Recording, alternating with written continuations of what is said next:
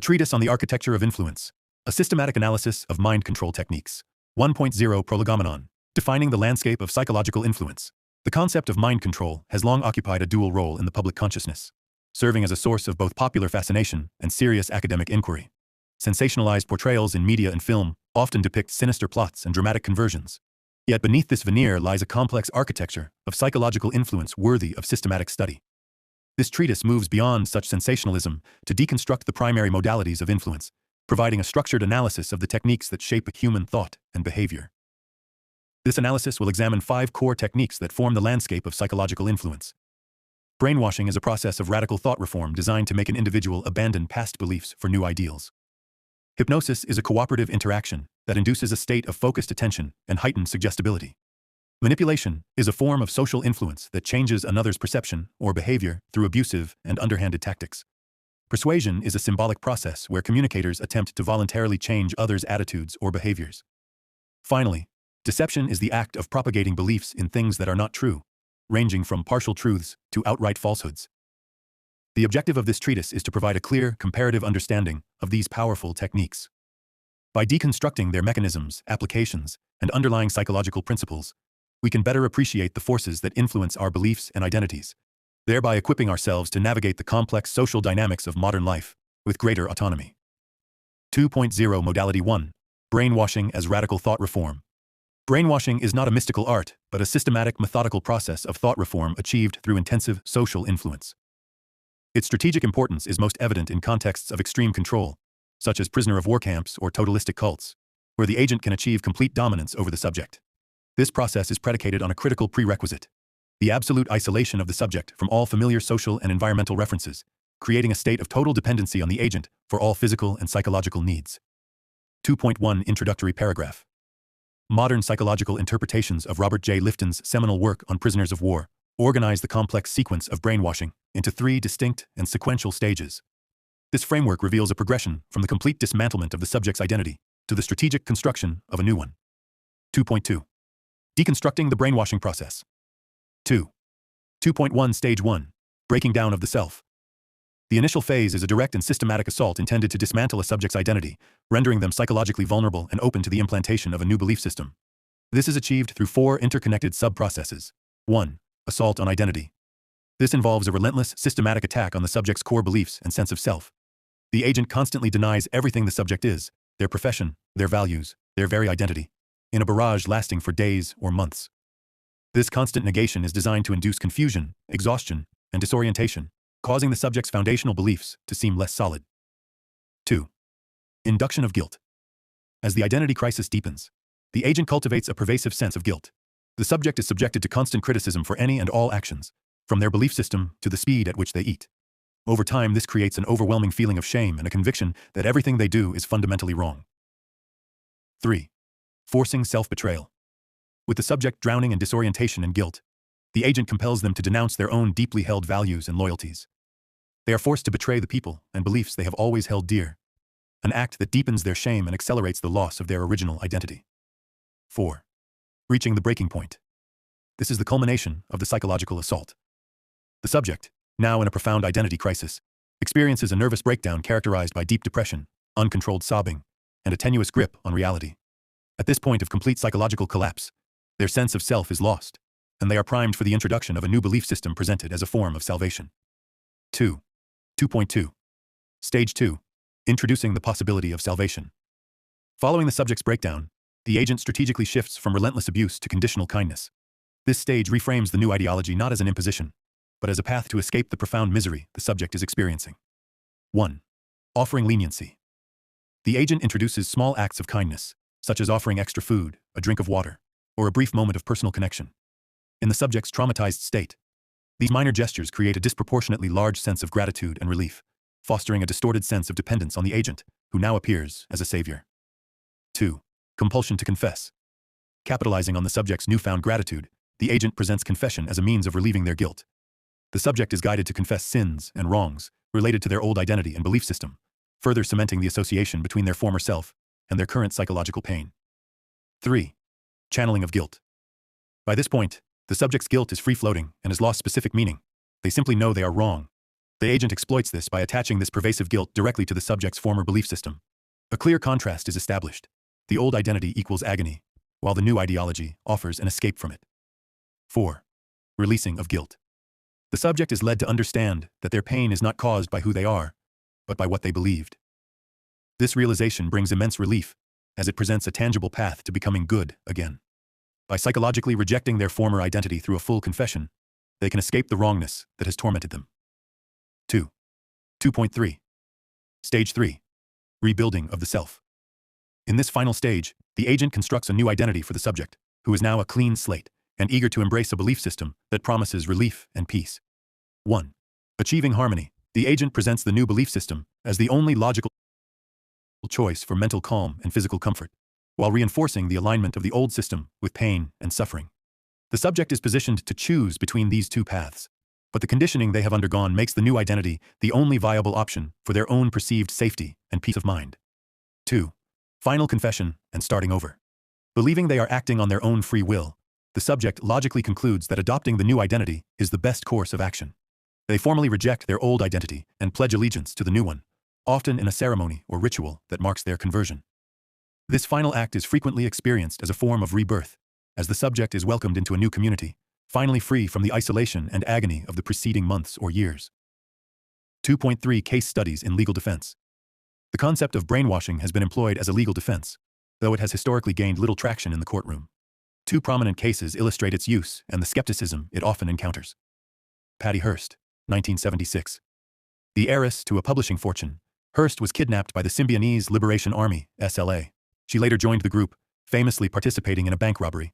Her defense team, led by F. Lee Bailey, argued that she had been brainwashed, locked in a closet, brutalized, and bombarded with SLA ideology, and was therefore not responsible for her actions. The court, however, rejected this defense, found her guilty, and sentenced her to 7 years in prison. Lee Boyd Malvo, 2002. At 17, Malvo participated in the D.C. sniper attacks with 42-year-old John Allen Muhammad, killing 10 people. The defense argued that Muhammad had indoctrinated Malvo, who had been abandoned by his mother, by isolating him and subjecting him to a strict diet and exercise regimen as part of the brainwashing process. As in the Hearst case, the defense claimed Malvo was incapable of telling right from wrong. The court disagreed, and Malvo was found guilty and sentenced to life in prison. The brainwashing defense has largely failed in the legal system due to the extreme difficulty of proving such a claim and the profound skepticism of juries, who are often reluctant to absolve a defendant of responsibility for criminal actions. 2.4. A taxonomy of brainwashing tactics. A number of specific tactics are commonly employed to facilitate the 3 stages of the brainwashing process. These methods work in concert to break down the subject's will and identity. Isolation. The subject is physically separated from society, family, friends, and any external reference points that could challenge the agent's narrative. Peer pressure. The subject's innate need to belong is exploited to suppress doubt and resistance to new ideas.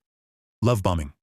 A sense of family and belonging is created through intense emotional bonding, sharing, and physical touch, making the new group seem like a loving sanctuary. Sleep deprivation. Lack of sleep makes the subject disoriented, vulnerable, and less capable of critical thinking. Controlled diet and fatigue. Depriving the nervous system of necessary nutrients through a controlled diet increases susceptibility to emotional arousal and disorientation. Verbal abuse. The subject is constantly bombarded with foul and abusive language to desensitize them and break down their ego. Chanting and repetition. The constant repetition of phrases and doctrines helps to eliminate outside thoughts and instill the new belief system. Confession. The subject is encouraged to confess personal weaknesses and doubts, a process that destroys their individual ego and prepares them for the new identity. Guilt induction. The sins of a subject's former lifestyle are exaggerated to reinforce a sense of wrongness and emphasize the need for salvation. Fear induction. Threats to a subject's life, limb, or soul are used to maintain obedience and loyalty to the group and its ideology. 2.5 Concluding paragraph. While brainwashing represents the most extreme and coercive form of influence, it sets the stage for understanding more subtle techniques, such as the cooperative and altered state of consciousness found in hypnosis. 3.0 Modality 2. Hypnosis and the state of heightened suggestibility. Hypnosis is a state of consciousness characterized by focused attention, reduced peripheral awareness, and an increased capacity to respond to suggestion. Its strategic importance spans both therapeutic contexts, where it is used for pain management and anxiety reduction, and the popular imagination, where it is often associated with entertainment.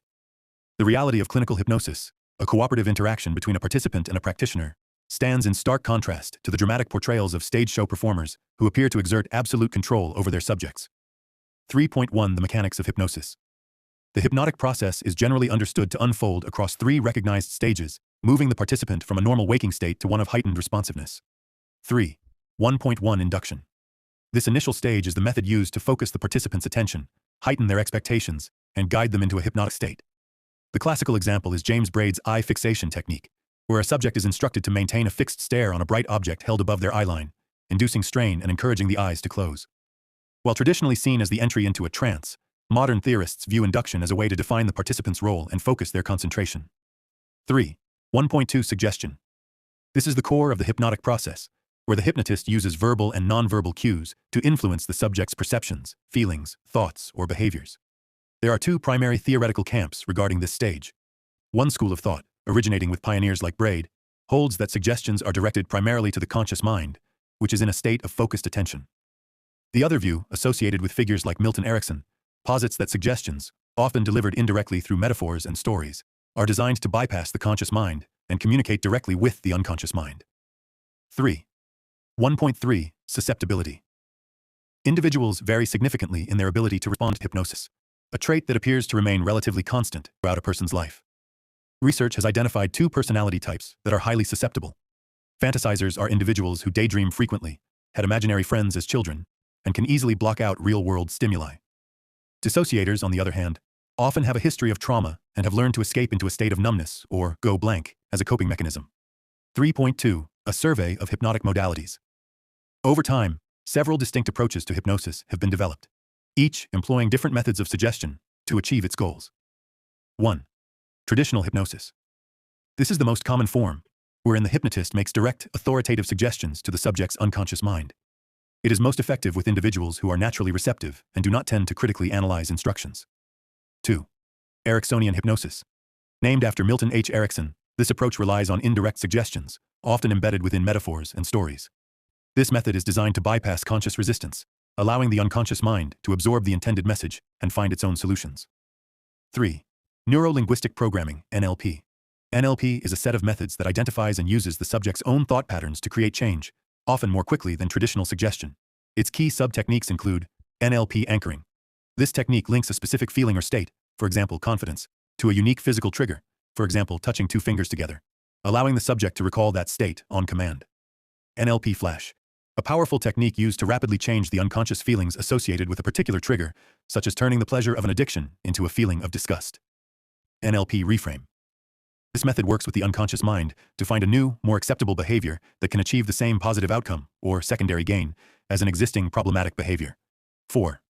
Video and subliminal hypnosis. These modern adaptations use visual and auditory technology. Video hypnosis is designed for people who learn more effectively through visual stimuli. Subliminal hypnosis embeds suggestions in an audio track beneath a cover, sound like music or nature, targeting the unconscious mind. However, research suggests that purely auditory subliminal tapes have limited effectiveness. 3.3 Primary applications of hypnosis. Hypnosis is employed across a wide range of fields, from medicine to entertainment, with varying degrees of success and scientific validation. Hypnotherapy. Licensed physicians and psychologists use hypnosis to treat a range of issues, including anxiety, depression, phobias, sleep disorders, post-traumatic stress, and addictions. It is also widely used for pain management, particularly for chronic conditions and childbirth. Military applications. A declassified document revealed that the use of hypnosis for intelligence gathering has been investigated. However, the study concluded there is no good evidence that it can be used effectively in hostile circumstances, as it is nearly impossible to hypnotize a resistant source. Self-hypnosis. Individuals use this technique, often with the aid of recordings, for self-improvement goals. Common applications include stress reduction, weight management, smoking cessation, and overcoming stage fright. Stage hypnosis. This is a form of entertainment that relies on a combination of participant selection, choosing highly suggestible individuals, psychological factors, peer pressure, desire to perform, stagecraft, and sometimes trickery to create the illusion of mind control for an audience. 3.4 Concluding paragraph. The largely cooperative nature of hypnosis provides a clear contrast to the deceptive and underhanded tactics that are the hallmarks of psychological manipulation. 4.0 Modality 3.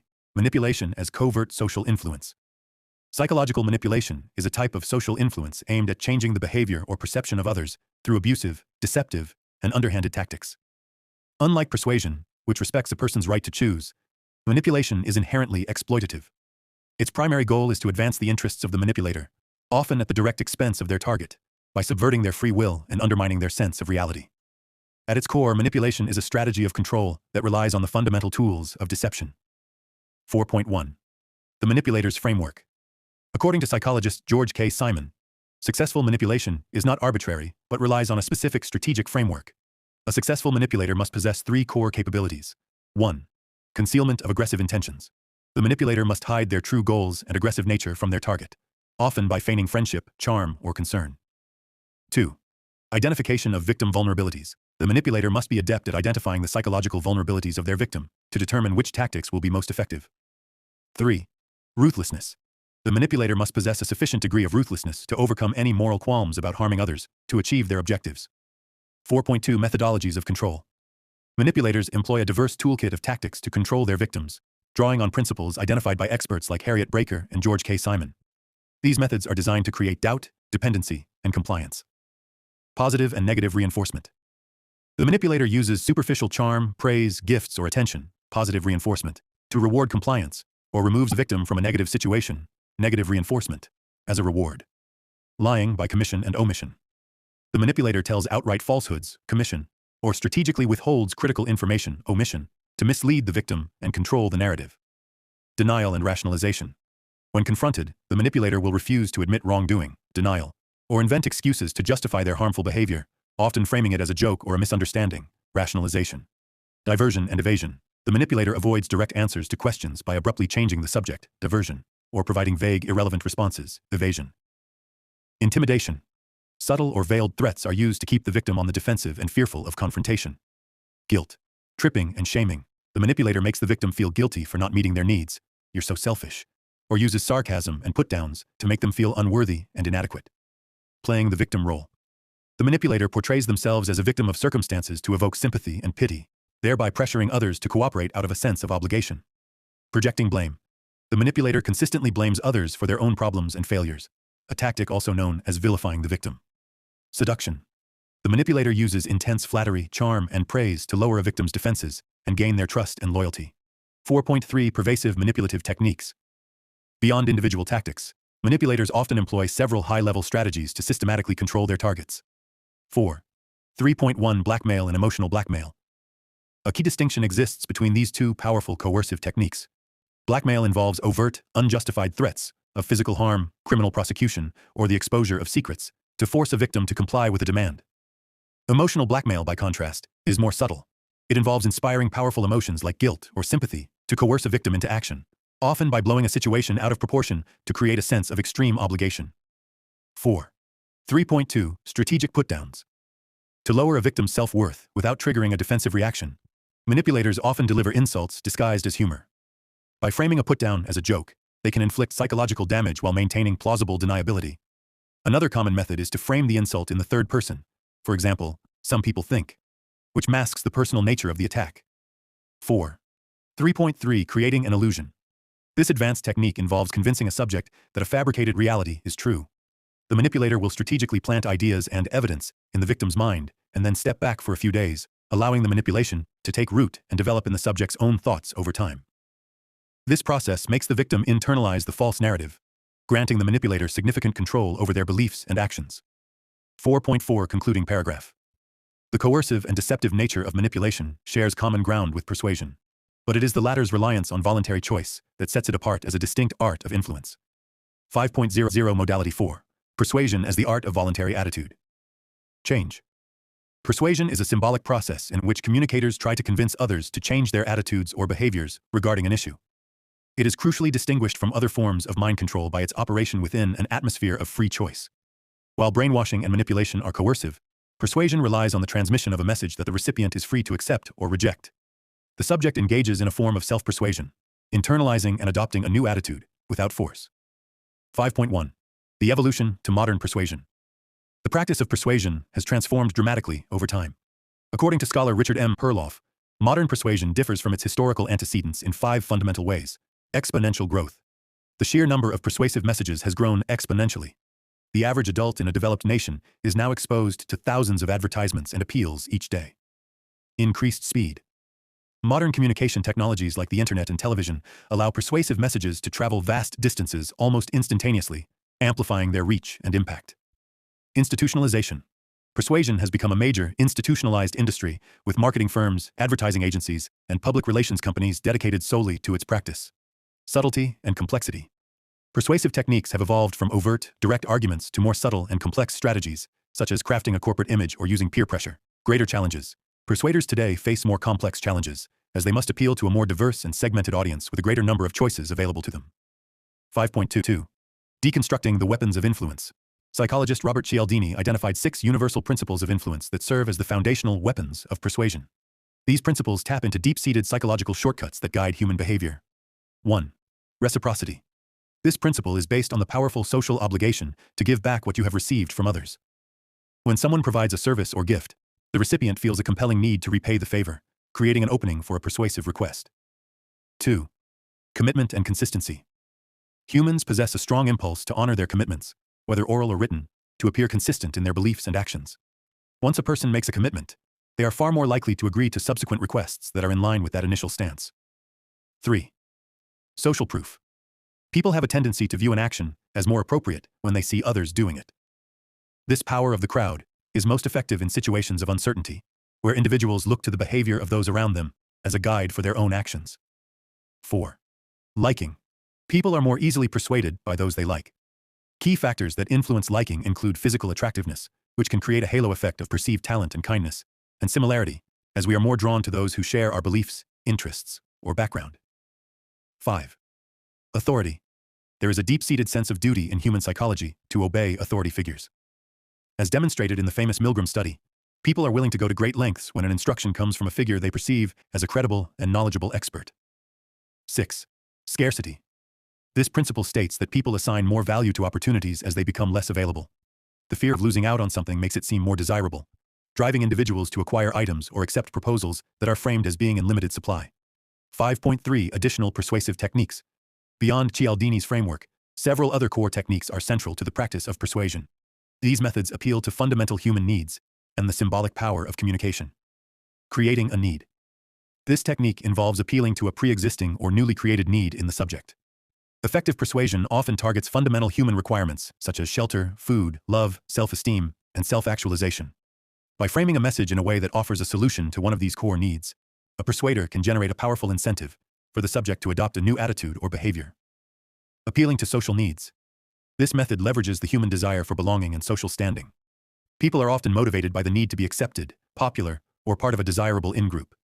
Persuasive messages that promise prestige, conformity, or an enhanced social identity tap into these powerful social drivers, encouraging subjects to adopt behaviors that align with those of a valued group. Using loaded images and words. Persuasion is a symbolic process, and the specific choice of words and images can dramatically alter a message's impact. This technique involves using language and visuals that are rich with emotional or ideological connotations to frame an argument in a favorable light. By selecting words and images that trigger positive associations, a persuader can guide a subject's emotional response and bypass purely logical analysis. 5.4 Concluding paragraph. While persuasion often operates openly by appealing to these psychological principles, its close relative, deception, is defined by the very concealment of truth. 6.0 Modality 5. Deception as the propagation of falsehood. Deception is the act of propagating beliefs in things that are not true, employing a range of tactics from outright lies to the subtle concealment of information. It is a form of communication that can involve propaganda, sleight of hand, distraction, and dissimulation. At its core, deception functions by manipulating the subject's understanding of reality. This has a profoundly corrosive effect on interpersonal relationships, violating relational rules and leading to feelings of betrayal and a breakdown of the trust that is foundational to social connection. 6.1 A taxonomy of deceptive communication. The interpersonal deception theory categorizes deceptive communication into 5 primary types, each representing a different strategy for distorting the truth. 1. Lies. This is the most direct form of deception, involving the fabrication of information or the presentation of facts that are completely different from the truth. 2. Equivocations. This technique relies on the use of ambiguous, indirect, or contradictory statements to confuse the subject and avoid making a clear, truthful claim. 3. Concealments. This common form of deception involves the intentional omission of relevant or important information, effectively hiding a portion of the truth from the subject. 4. Exaggerations. This involves the overstatement of facts, stretching the truth to make a situation seem more significant than it actually is. 5. Understatements. The opposite of exaggeration, this technique involves the minimization of facts, downplaying the importance of a situation to mislead the subject. 6.2 Psychological motives for deception. In close relationships, researchers have identified 3 primary motives that drive deceptive acts.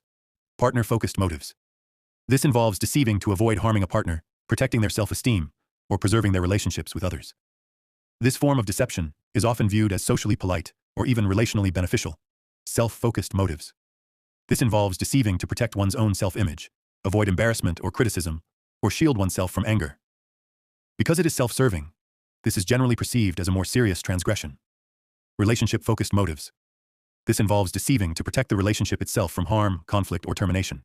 The agent withholds information to avoid a fight or prevent a breakup. 6.3 Core components of deception. A deceptive act is constructed from several fundamental building blocks designed to obscure or replace reality. Camouflage.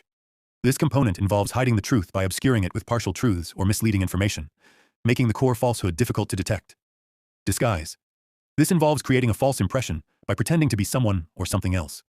An agent may hide their true identity or disguise the nature of a proposal to conceal an unpopular motivation.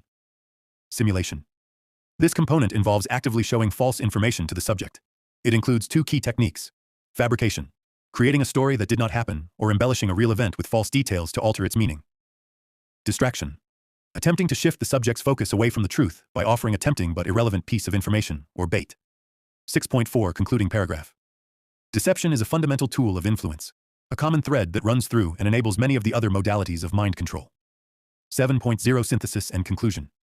This treatise has systematically deconstructed 5 primary modalities of psychological influence, revealing a spectrum of techniques that range from overt coercion to voluntary acceptance. At one end lies brainwashing, a radical process of thought reform predicated on isolation and the complete dismantlement of the self. Near the coercive end sits manipulation, which employs abusive and underhanded tactics to advance the manipulator's interests. Moving toward the middle, hypnosis operates as a cooperative interaction, guiding a willing participant into an altered state of heightened suggestibility. Further along the spectrum is persuasion, the art of convincing others to change their attitudes through reasoned argument and psychological appeal within an atmosphere of free choice. Underpinning many of these is deception, the propagation of falsehood that can operate subtly or overtly to alter a person's perception of reality. Despite their differences in application and intensity, a common thread of psychological influence runs through all 5 techniques. Each modality, whether it is breaking down an identity, offering a suggestion, exploiting a vulnerability, presenting an argument, or telling a lie, is fundamentally aimed at changing the beliefs, attitudes, or behaviors of another person.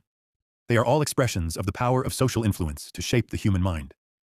Ultimately, understanding these mechanisms is not merely an academic exercise. It is essential for maintaining personal autonomy. In a world saturated with persuasive messages and complex social pressures, the ability to recognize the architecture of influence, from the gross coercion of brainwashing to the subtle art of persuasion, is a critical tool for navigating our environment. It allows us to control our own minds and limit the undue influence that others may have on our belief systems and our very identities.